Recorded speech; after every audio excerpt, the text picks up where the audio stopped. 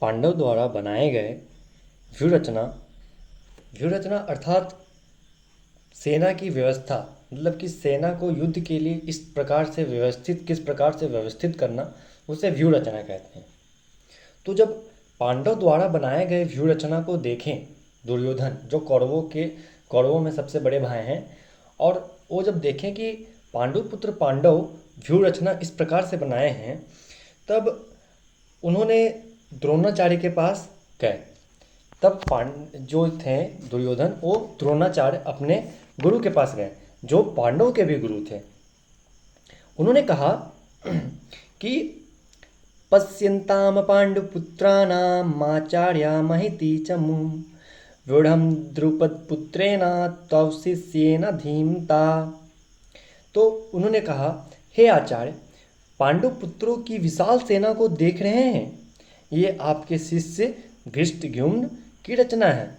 अब धृष्टद्युम्न कौन है?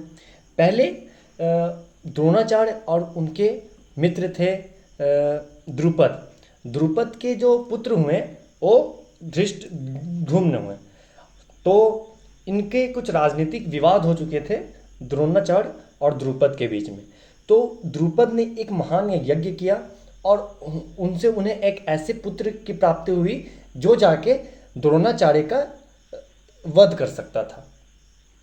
अब जब वध कर सकता था, और द्रुपद ने क्या किया कि द्रोणाचार्य के पास ही अपने पुत्र धृष्टद्युम्न को पढ़ने के लिए भेज दिया। ये बात को जानते हुए भी द्रोणाचार्य कि ये मेरा ही वध करेगा, उसको शिक्षा देने में, उसको सैनिक शिक्षा देने में तनिक भी हिचकिचाए नहीं और जरा भी संकोच नहीं किए। उसको हर एक सैनिक शिक्षा दिए और हर एक चीज़ उसको सिखाएं।